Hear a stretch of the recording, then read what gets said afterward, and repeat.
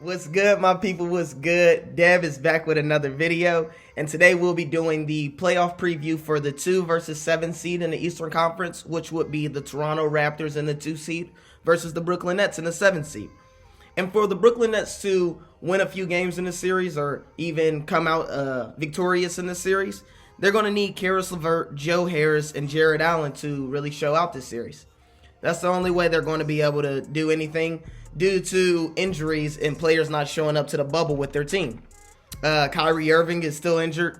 Kevin Durant is still injured. Spencer Dinwiddie didn't show up to the bubble. Wilson Chandler, DeAndre Jordan, even Prince didn't show up to the bubble for the Nets. So without them playing, they come out with a starting lineup of Jared Allen, Crew Roots, Joe Harris, Caris LeVert, and then Chris Chiozza. And to stack that lineup against Fred VanVleet, Kyle Lowry, Norman Powell, Pascal Siakam, and Marc Gasol, it's just a difference. The Nets, they averaged 111 points per game, and they gave up 112 points per game, both which is 18th in the league for their team in those categories. While the Raptors averaged 112 points per game, which is 14th in the league, but they only gave up 106 points per game, which is first in the league.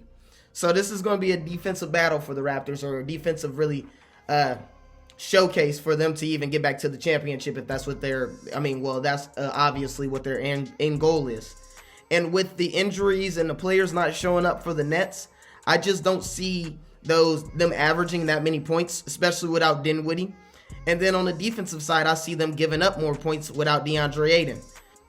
The Raptors and the Nets played 4 times this year. The first time was early in the season where the Raptors won 110-102. The second game, the Raptors didn't have no Siakam, they didn't have Norman Powell, they didn't have Marc Gasol, and they blew out the Nets 121-102.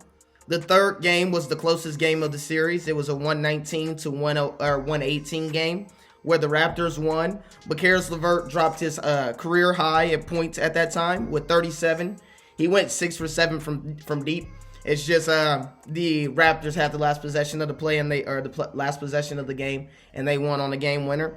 And then the fourth game was right before the All-Star break, where the Nets actually won that last game 101-91, and it snapped the 15-game winning streak by the Raptors.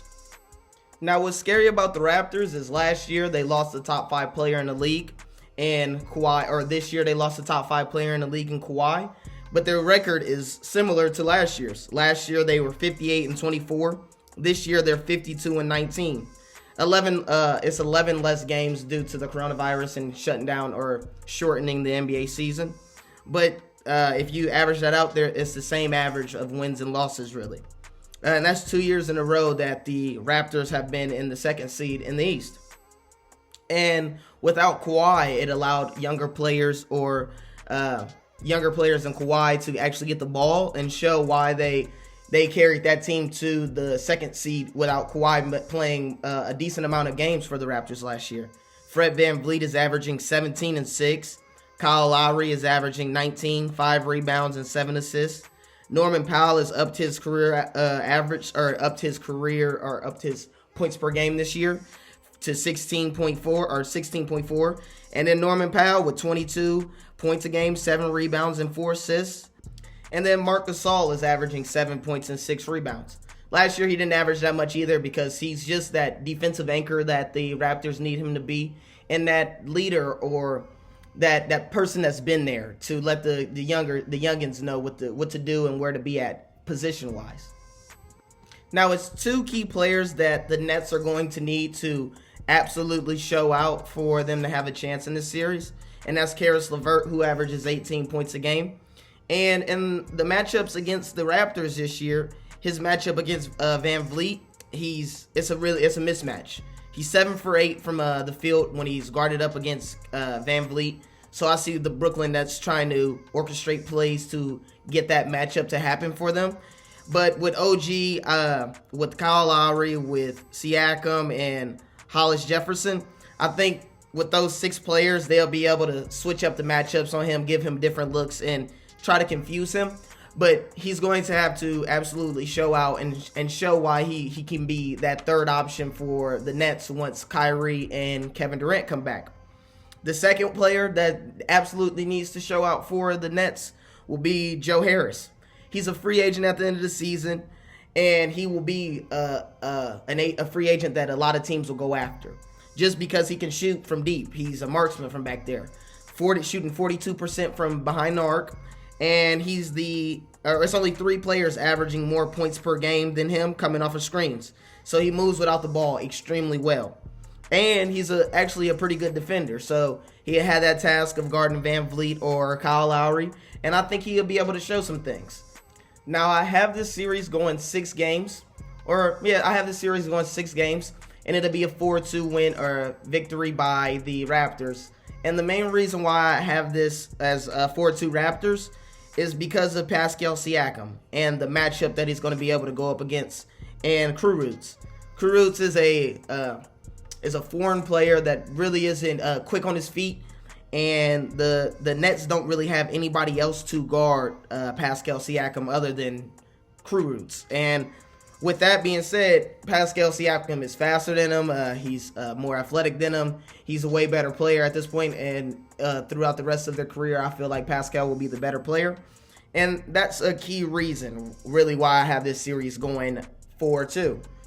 And also, Pascal needs to set the tone for the rest of the league and let them know that he has completely arrived and he's not just a fluke player or a good player during the regular season. Now, let's get into the benches of both teams, and then after that, we'll get into the head coaches, and then we'll end the video after that. So to start with the Nets, they only can go about 8 deep. They just picked up a player, probably the best player on their bench after all of those injuries, and Jamal Crawford off the street. And in the one game he played, he scored 5 points and 3 assists. Then another player on their bench is Justin Anderson, who we shouldn't talk too much about. He averages 2 points and 2 rebounds. And then their big man off the bench is Nicholas Claxton, who averages 4 points and 3 rebounds. But when you look at the Raptors, matter of fact, now that I'm looking at the Raptors bench, I'm going to change my prediction to 4-1 Raptors. And this series will only go about 5 games. OG is averaging 10 points and 5 rebounds. Terrence Davis, who is an undrafted rookie that's really good in this league. He averages 7 points, 3 rebounds. Hollis Jefferson, who is a defensive wing for the Raptors, who averages 7 points, 5 rebounds. Serge Ibaka, who's a starter for a majority of teams in the league, but the Raptors have the luxury of making him come off the bench, and he averages 15 points and 8 rebounds. And then once you look at the Raptors head coach compared to the Nets head coach, it's a huge difference. Nick Nurse is up for Coach of the Year, which I think he deserves it. His playoff record is 24-16, and just last year he won the NBA Finals. And when you compare that to Jacques Vaughn, who is just the interim head coach for the Nets until next season, where I think they'll look for another high-profile coach to lead the charge for Kyrie and Kevin Durant. It's not even close. Go ahead down in the comments. Let me know who you think will win this series. What you think the series will end at. Like I said, tell me who you think will be in the finals. While you're down there, go ahead and subscribe to my boy Jackson's channel. Hit that sub to my channel at Break It Down Dev. And yes, Sirski, that's another one. Have a blessed day.